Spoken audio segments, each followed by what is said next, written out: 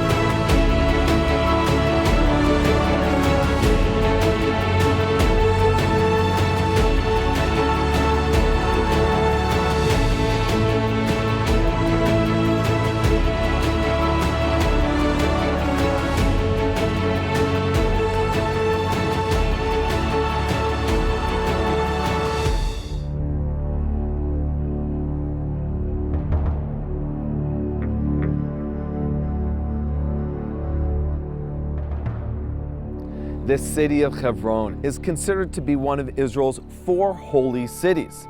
Let's not be confused. Every square inch of Israel is considered holy. However, we raise the status of 4 particular cities. The first is Jerusalem, and for obvious reasons. This is the location of the first and second temple, as well as where the third temple will be rebuilt. Then there's the city of Tiberias, located on the shores of the Sea of Galilee, known in Israel as the Kinneret.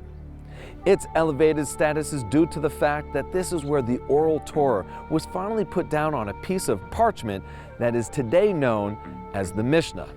It's also the location where the Jewish court of law, known as the Sanhedrin, last stood. Then there's the city of Sfat, located in the Upper Galilee on one of the tallest mountains in Israel, which is known as the city of mysticism. Mysticism in Judaism is known as the Kabbalah. And last but not least is the city of Hebron, considered holy because this is where our patriarchs and our matriarchs, Abraham, Isaac, Jacob, their wives, Sarah, Rebecca, and Leah, have all been laid to rest. In fact, their graves are located behind me in a cave underneath the building you see there. Even the building itself has a fascinating story, as it's one of the oldest active buildings in the entire world. It was constructed over 2,000 years ago by King Herod.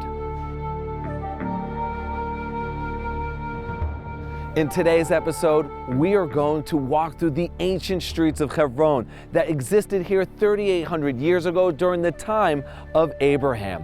We'll walk through the modern streets of Hebron and meet some of the people who are living here today. We'll step inside of a synagogue, a house of prayer that was constructed nearly 500 years ago. Not only are we going to visit the tombs of the matriarchs and patriarchs, but we will also visit the grave of King David's father, Jesse, and his great-grandmother, Ruth. But first, let's meet the spokesperson for the Jewish community here in Hebron, Mr. Yishai Fleischer. Rabbi Fleischer, thank you so much for joining us today. David, it's great to be on the show. It really is great to be here in the city of Hebron. As soon as I arrived here, I noticed how peaceful and quiet it is and just absolutely beautiful. But what is the origins of the holiness here in the city of Hebron? All right, so Hebron is an ancient city, right? Even before there were Jews or anybody else here, there were Hittites 4,500 years ago. 3,800 years ago, Abraham comes here and he buries his beloved wife, Sarah. Before he buries her, he makes a purchase. Not through war and not through godly promise, it's business. And he's gonna pay. See, originally he was offered to get it for free. The Hittites were like, take it for free. And he says, no, I want to pay good money for it. And they said, no problem. How about you pay 400 silver weight, which we have judged to be about $1 million in today's money. Goodness. Yes. So he pays about $1 million for this spot.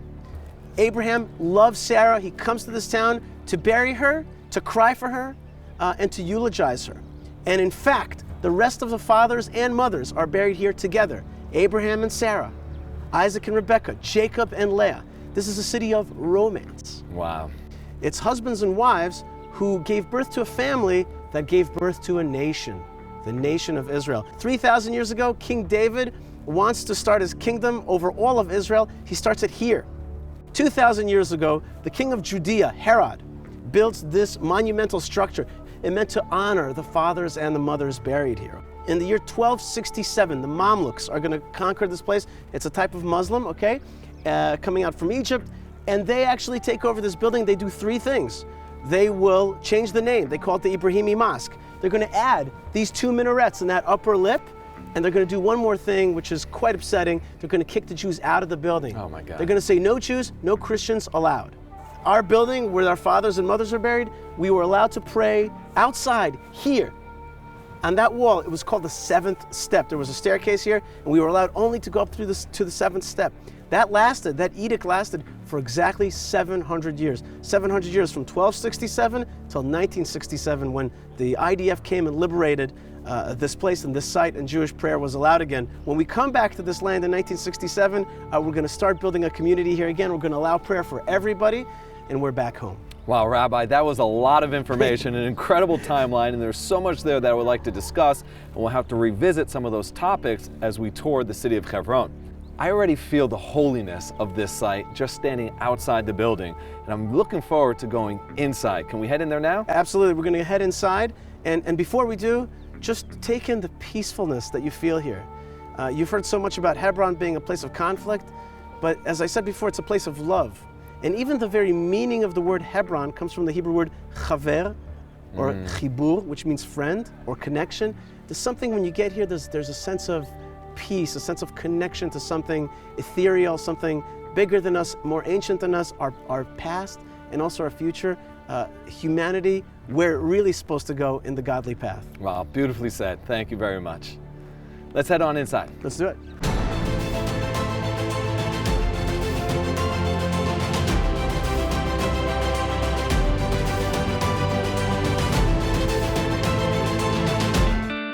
There are moments in life that define you and leave you forever transformed. Like a once-in-a-lifetime journey to the source of your faith. Walk in the steps of Jesus and experience history beyond its words. Sail the ancient Sea of Galilee to the holy shores of the River Jordan. Your journey begins here.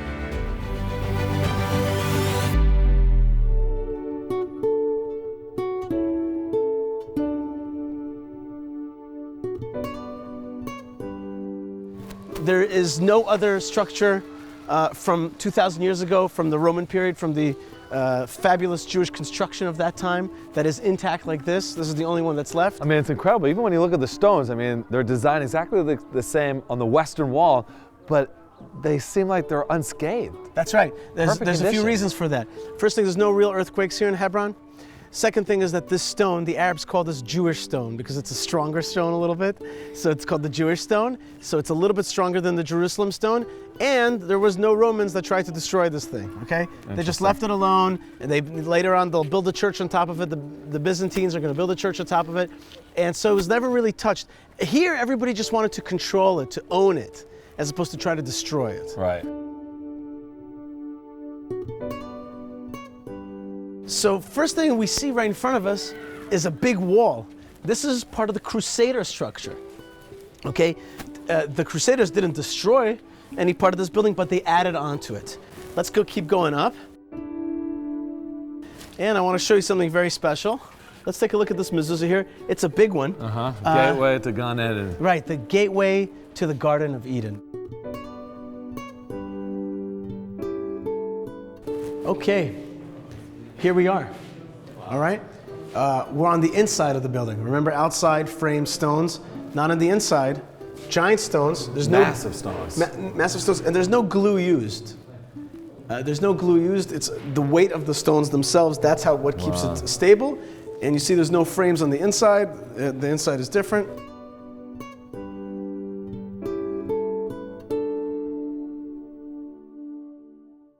But I'm going to teach you a word that you may have not heard, and that is cenotaph. Cenotaph. You know, British people have heard that word. They have cenotaphs. but in America, you never heard that word. Right. That word means a grave marker. Right, we have a tombstone. Right, tombstone. Now, this is not the tomb of Abraham, but it is the cenotaph of Abraham. The tombs are below the building. Right, in the cave. In the caves below the building. We went up, okay? Right. But this is the cenotaph of Abraham. This is a prayer marker. Let's call it a focal point where you could focus your prayers. And of course, now here, caveat, we don't pray to Abraham. Right. We don't pray to any holy people. Just the one above. Just the one above. Yet, holy people are like a kind of portal for spiritual energy, since they so much encapsulated a connection with God in their life. So when you pray here to God, you are really as kind of close as you could be. It's a type of connection point. You know, think of it as a phone booth, right? Think of it as a phone booth. You got to the phone booth, and this is the place you can make that phone call. Incredible. So this is the cenotaph for Abraham. Right. And then Sarah would just be over here? Well, that's a great question. Remember, we said that the forefathers and mothers were buried together, right? So let's come and see it inside this special room. Past us is the cenotaph of Sarah. And here's the twin cenotaph, or twin markers, let's just use that word, Abraham and Sarah. Abraham and Sarah together. So these are two of the graves here, so where are the other four? Right, wonderful. They are here. Let's go visit them. Okay.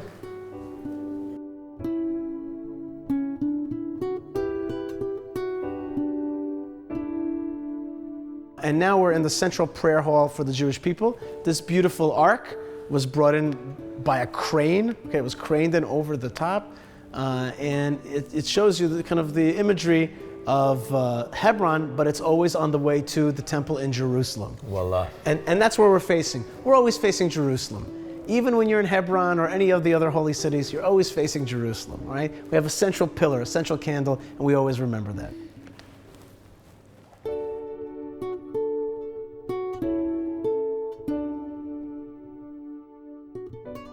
Okay, David, you asked me about the 4 tombs that were left. I showed you 2. 2 I can't show you. They're on the other side of this door.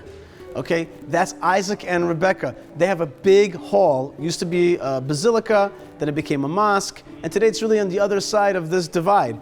And we really only go in there 10 days a year. So it's a little bit sad that we don't get to go there, but this way there's really less friction between the Muslim worshipers and the Jewish worshipers. So right now there's Muslims over there worshiping. Doing their thing, absolutely. They're praying over there.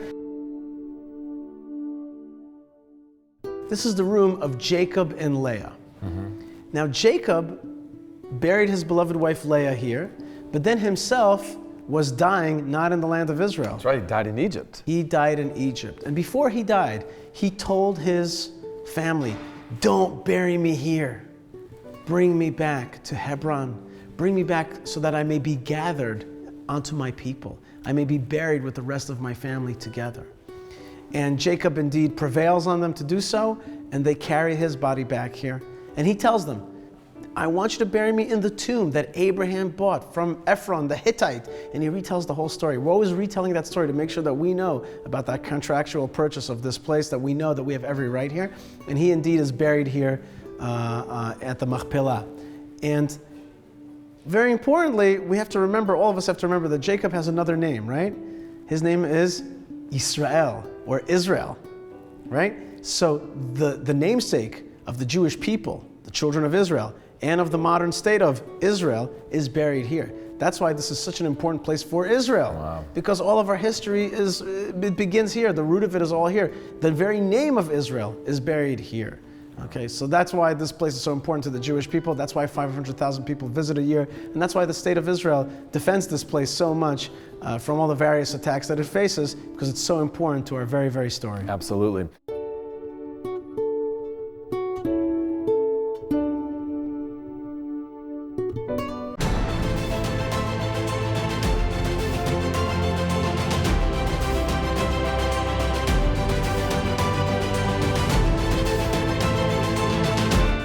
There are moments in life that define you and leave you forever transformed.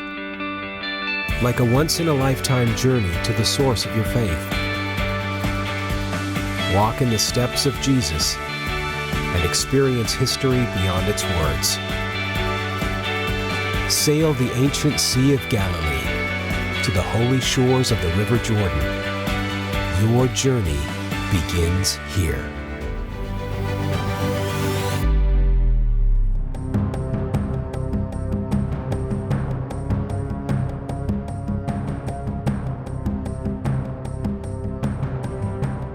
Yishai, you brought me up here to the top of the mountain in Hebron, beautiful olive grove overlooking the city. But why else have you brought me here? I brought you to see the origins of the city of Hebron, okay? The city of Hebron did not start at the tombs of the fathers and mothers. That was a cave, a field. The real center of the town where it really developed is here on this mound.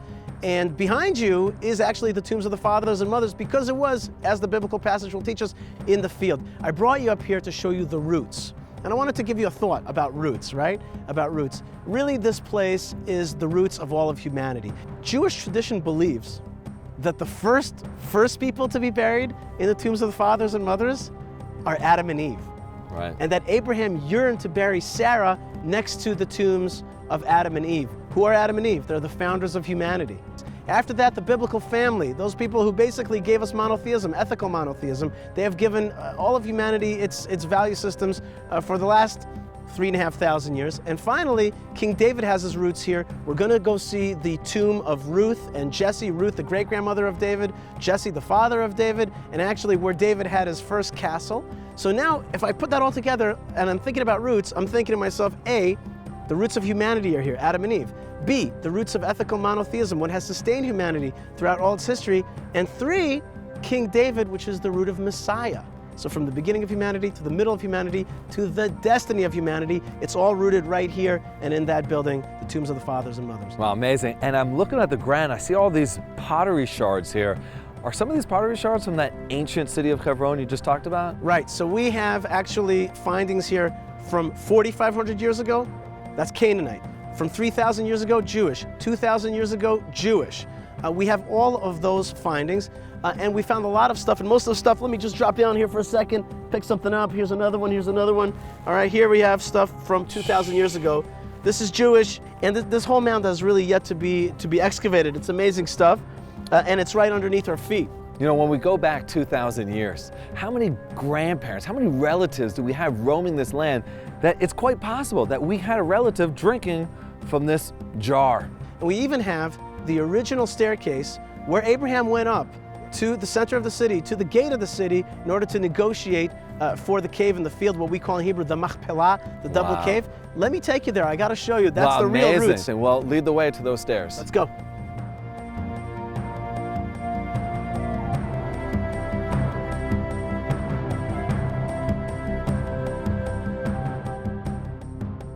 Wow, this is just amazing to be standing here in this most holy place that Abraham himself walked on. But I noticed that there's even more ruins at the top of the hill. Can we check them out? Absolutely. Let's follow Abraham's footsteps all the way to King David. Amazing. Let's do it.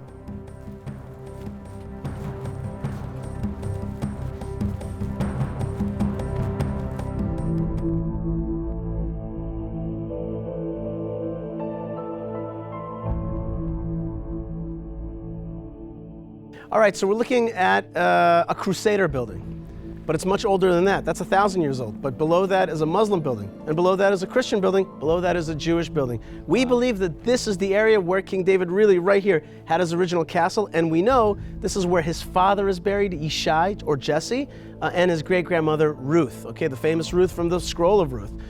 So that happened right in this place, and we get to come here again, especially during the holiday of weeks. So I see here it says in Hebrew, Kever Yishai Verut. So this is Ruth and Jesse, and we believe that that's the exact location where they're buried. Absolutely, and when you talk about messianic vision, that messianic will for peace, this is the root of that. So I think that people should come from all over this world, pay homage to King David, and I think you and I should go inside this building and pay homage to King David by reading some of his best literature, which is, of course, the beautiful Psalms. Wow, that would be amazing. Let's head on inside. Let's do it.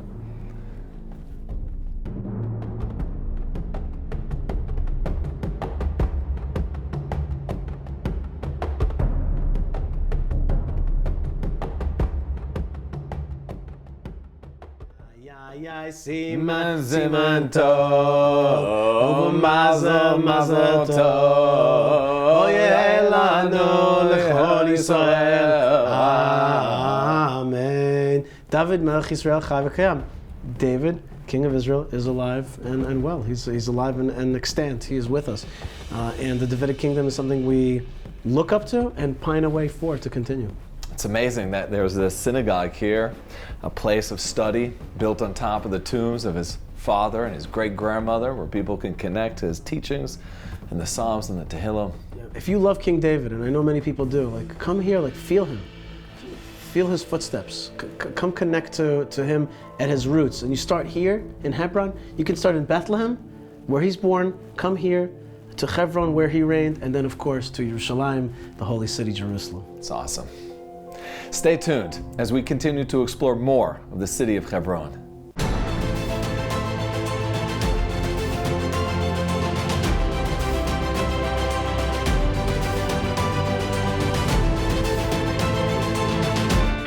There are moments in life that define you and leave you forever transformed. Like a once-in-a-lifetime journey to the source of your faith. Walk in the steps of Jesus and experience history beyond its words. Sail the ancient Sea of Galilee to the holy shores of the River Jordan. Your journey begins here. So we made a museum in order to highlight Jewish continuity in this place. And so you're going to see first thing the various stages that the tombs of the fathers and mothers, the star of the show, has gone through, from it just being a cave in the field, to Herod's building, to the Crusader takeover, to the Mamluk takeover, to the Jordanian, and then today to Jewish presence once again. You're also going to see a very tough room. You're going to see the 1929 riots. You're going to see what it means when 67 Jews are murdered, and when the British are in charge here, they're going to kick us out of our own city. This museum is all about Jewish presence before 1929, and our miraculous return in 1967. Wow, amazing.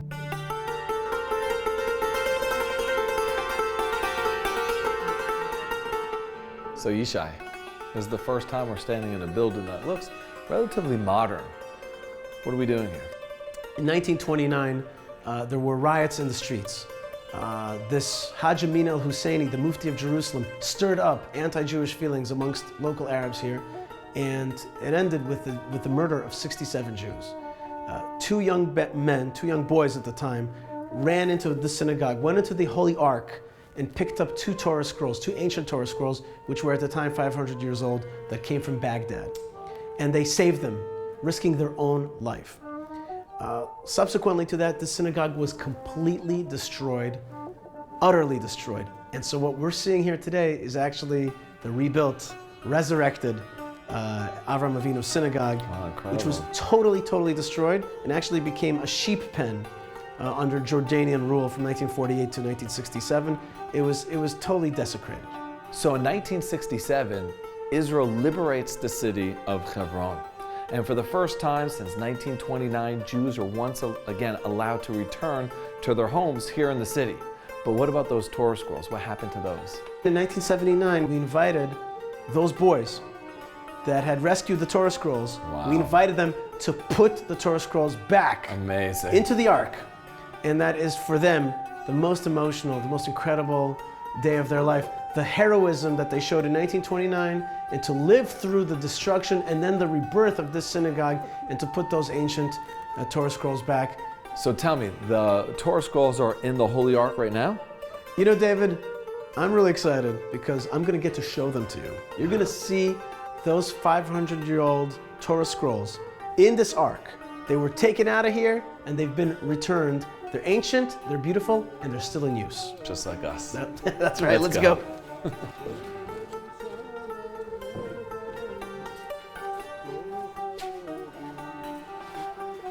Wow. What a collection of Torah scrolls. This Yes, is incredible. There yes. must be about 15 of them in here. And this is the 500-year-old Torah scrolls That's right. that were taken. Unbelievable. And I want to just ask you a question.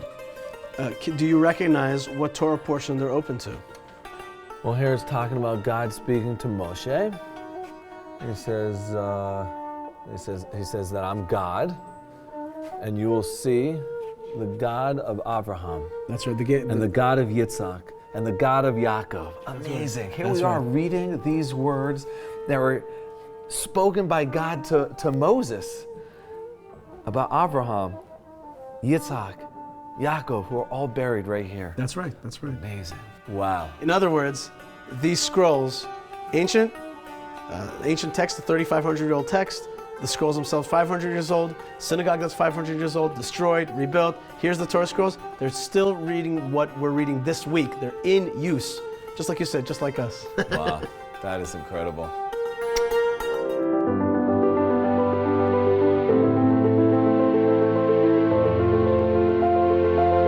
Join us next time on Land of the Bible as we head to Samaria, which is steeped in biblical history. We'll explore its capital, Ariel, head into Shiloh, where the tabernacle stood for hundreds of years, as well as meet the individuals who are settling this great land.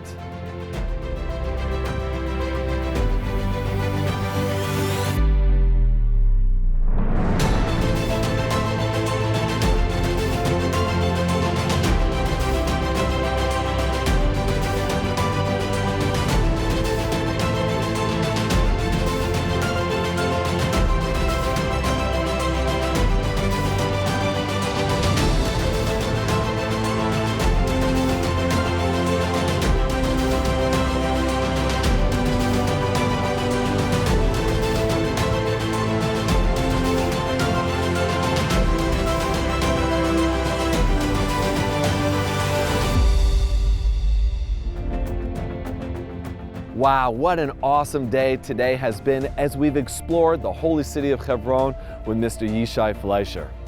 Thank you for watching Land of the Bible. And remember, I'm David Sussman, your personal tour guide here in the land of Israel. Make sure to join us next time as we connect you to the people, places, and land of the Bible.